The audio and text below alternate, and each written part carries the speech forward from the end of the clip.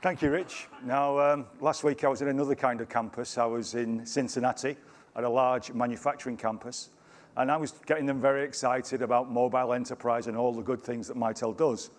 But they were really clear on reminding to me that their environment's changing as we bring a mobile environment in, seamlessly blend wireless applications, the next generation kind of technologies and applications that are coming forward. They still need to sustain a very professional voice and collaboration infrastructure.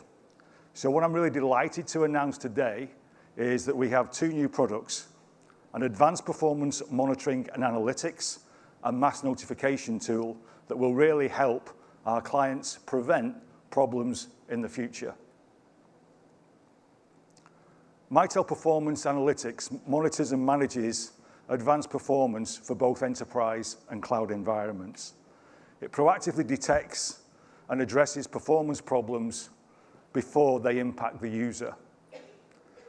With real-time views on network topology and constant alerts, it allows customers to drive service quality and really better business outcomes. On mass notification, you may think that a simple text message is enough. But in today's communication world with so many other medium, mass notification is the only way you can be confident of getting your message across to over 90% of the key clients, whether that be a critical communication as a result of an outage or an emergency, or a day-to-day activity by bringing people up to date with the agenda of the day or a simple appointment reminder. Talking about campus environments, I'm delighted to say I have a very special guest today. It's my honor to invite on the stage from one of the largest universities in the United States, Dr. Walt Magnuson.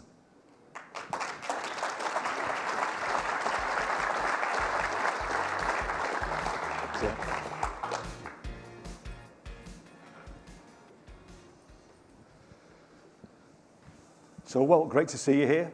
Could you please tell us a little bit about your role at Texas A&M? Sure, Graham. First of all, by the way, I'd like to start off by saying it's a real honor to be here with Mitel and obviously my esteemed colleagues and friends here from the community. Been with Texas A&M University for approximately 30 years now, where I direct one of the leading research communication centers in the United States, and also provide support services for the core information technology group, primarily in vendor relationships and carrier relationships and things like that. Wow, so I know you've got a huge campus, and I understand there's also a massive stadium there. What kind of communication challenges does that give you? Well, I think as Ray indicated here a few minutes ago, really when we've got 17,000 faculty staff, about 65,000 students, and on any given Saturday, we'll have 103,000 students in the stadium. Most students today, most people that are in the stands will carry anywhere from 2 to 4 devices. Wow. And they have high expectations that everything will work, everything will be seamless. And of course, most all of them, if not all of them, are operating in a mobile environment. Wow, and I guess with such a large population and such a diverse environment, you really do need to communicate important messages to those people quickly and easily. How do you do that?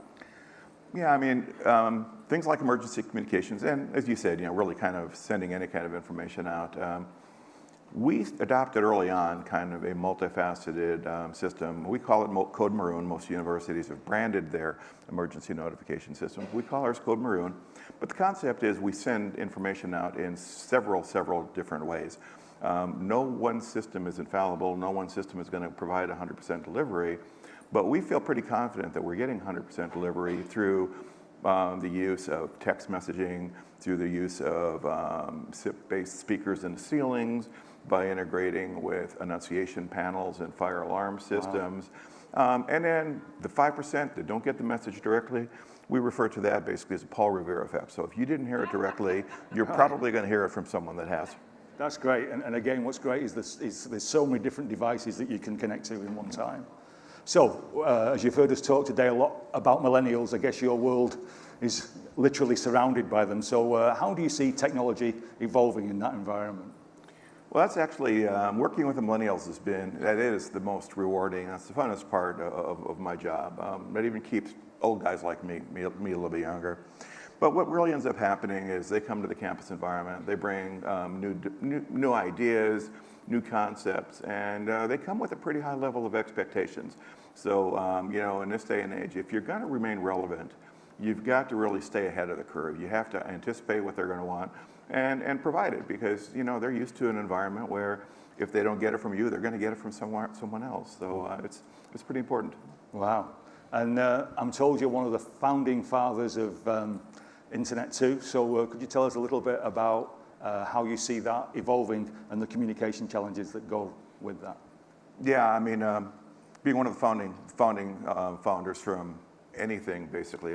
Then again, talking about feeling old. In about another month, we're going to be in Chicago celebrating the 20th anniversary of the Internet 2 organization. 20 years ago, it was formed.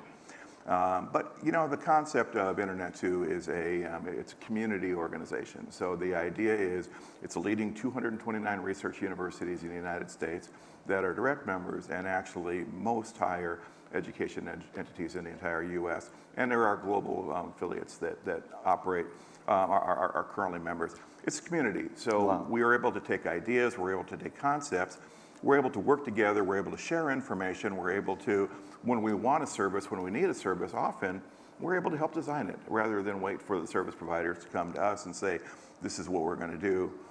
And of course, one of the projects that we're working on right now with Mitel is we're very honored to be working with Mitel on doing work in the lab that I direct that really focuses on IMS, the IP Multimedia Subsystem. IMS is an architecture that has been used by the major service providers, AT&T and Verizon, has spent billions of dollars in the last few years integrating and implementing internally. Now what we want to do is we want to allow the enterprise networks to be able to go ahead and seamlessly integrate with the wireless service providers, so that in essence our land-based networks on our campus, our Wi-Fi networks, and the cellular networks all operate as one. And it's going to be a challenge to be able to integrate with the service providers, but we feel that using the community approach, in other words, it's all of higher ed working together, all of higher ed saying, hey, this is important to us. We think we can get there. And again, we're very glad that Mitel is blazing the trail and leading the way. Well, we're delighted to have the partnership with you. As you say, you've been a thought leader in the IMS PBX and the IMS future. It sounds really exciting. Thank you so much for your time today. Thank you, Graham. Thank you.